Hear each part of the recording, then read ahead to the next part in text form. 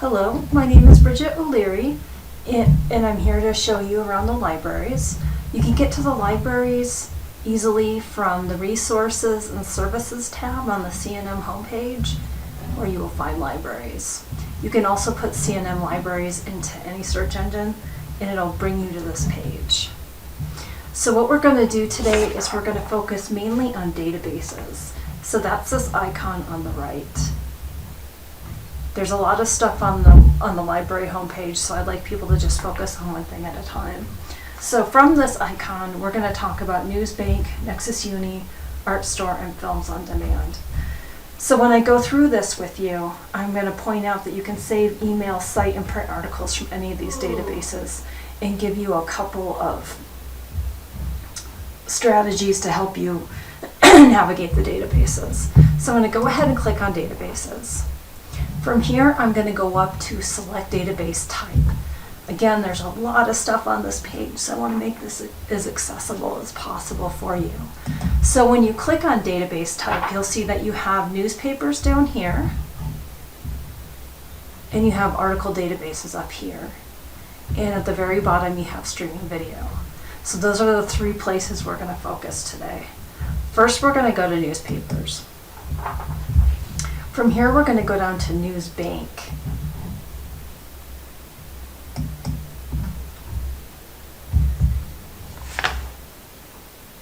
And the issue for my informative report is going to be motivating students in college. So I had to pretend like I was you and find a topic. So after going through this database prior to this video, I found that certain words worked and certain words did not work. So one thing that did work was if I put in college student persistence.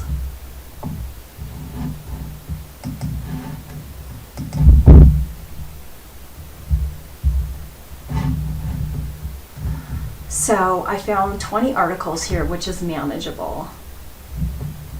And if I click on the title, it's going to give me the whole article. At the top here, you'll notice you can cite. So if I click on cite, I can go down here to MLA, and then it gives me a starting place. So up here, it isn't perfect. A lot of times there are errors in the citation, but it will give you all the information you need.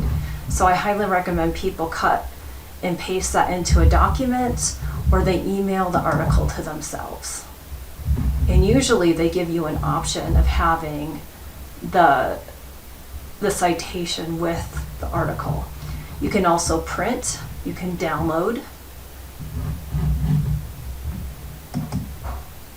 And another feature you'll find in all of our databases is to the left, if we go back to results, that it will give you the option of selecting date.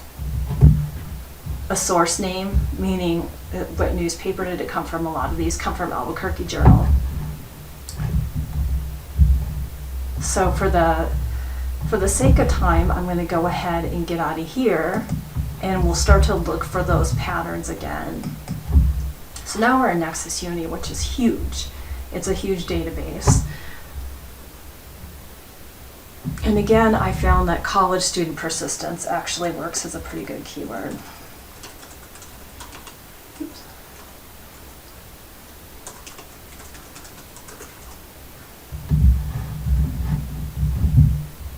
And I got 420 hits up here. So again, I can limit by time. So I'm going down to timeline, and I'm just going to change this to 2020. Oops. Click OK. And now I have 37. So this is a huge database, like I said. So this one actually comes from Pakistan. This one is the United States, though. I'm going to go ahead and select it just for the sake of demonstration. And again, you have the citation. You can flip this down to MLA since that's what you guys are using. And it gives you a starting point. You can print it, email it. There's the print, there's the email. You can share it. You can send it to your Dropbox. You can send it to Google Drive. You can email it. You can stick it in a folder so you can do multiple documents at a time. So you may be wondering why we are doing so many different kinds of resources. Sometimes teachers only want you to do academic stuff, but your teacher wants you to do popular stuff, which is what you'll find in Nexus Uni and Newsbank for the most part. If you want more academic stuff, you can go to Academic Search Complete and JSTOR, and you can explore all these different kind of databases just by going here. If you want a more human, personal approach, it's nice to have multiple resources. So a popular resource is going to be more accessible to people, and it may be easier to see how the writer is persuading you. Academic Search Complete is going to be a little bit more scholarly. So once I get in here, I can select all these, click OK. And if I put in college student persistence,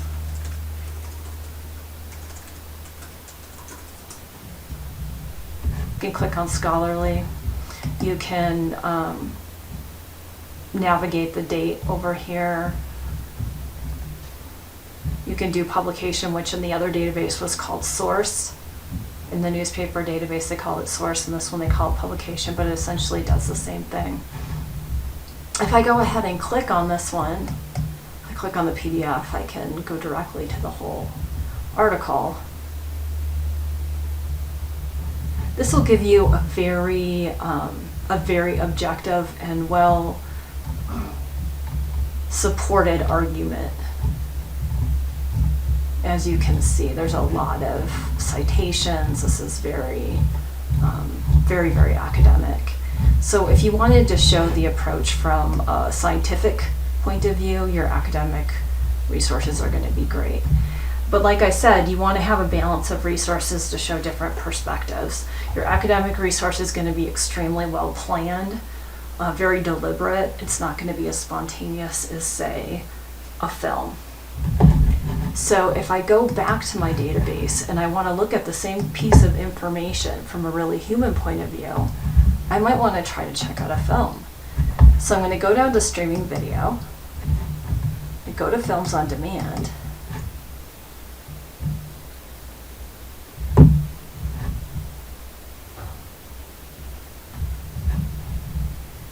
And this gives you the option of looking at your topic from a different perspective. So what's at stake for my argument is really students dropping out. I don't want students to drop out. I want students to stay and keep trying. So now that I got my scientific article, my academic article for the data, and I got several different newspaper articles, I can try to get this video that might give me a more spontaneous, personal perspective. So for this database, I'm going to just put in college students.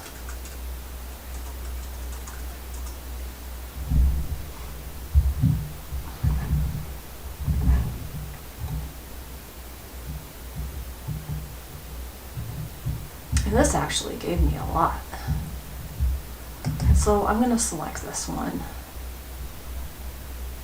This is going to give me a program that helps them stay in college, and they'll probably let me know if their strategies work, and maybe we can try those strategies here at CNN. But what you'll notice is you still have that cite button. It'll give you the MLA right there. You can still share it. So essentially email it to yourself. That message box, I recommend cutting and pasting that citation in there, just so you can find the video again. Always check it against your style manual to make sure that the citation that the computer is giving you is the right one. You're actually smarter than the computer. And to your right, you have a transcript, so you can cut and paste that transcript directly in. The final database I want to show you today is an artistic database. So I need to get out of streaming videos, so I go back to select database type. And from here, what I can do is go to images. Now this can really put your paper in a totally different perspective because you're looking at something visual and you're translating that into your paper.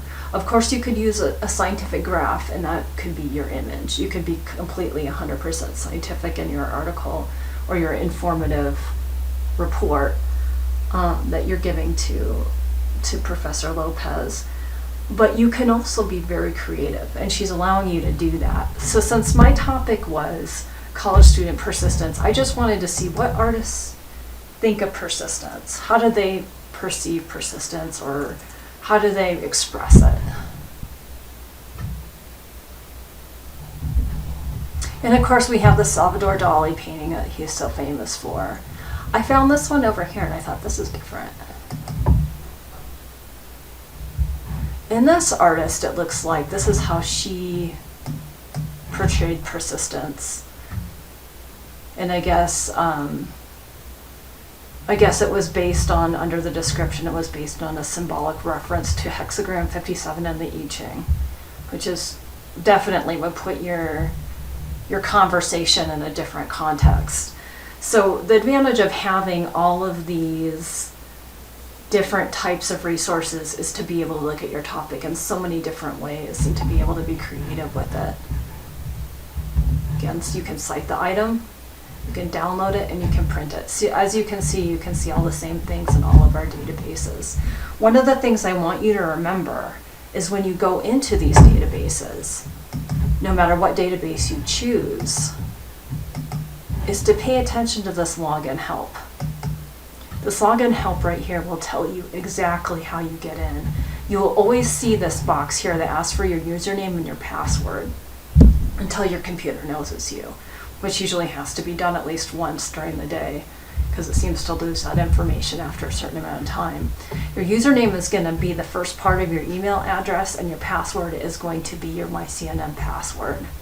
And that's with almost every database how that works. So just remember that.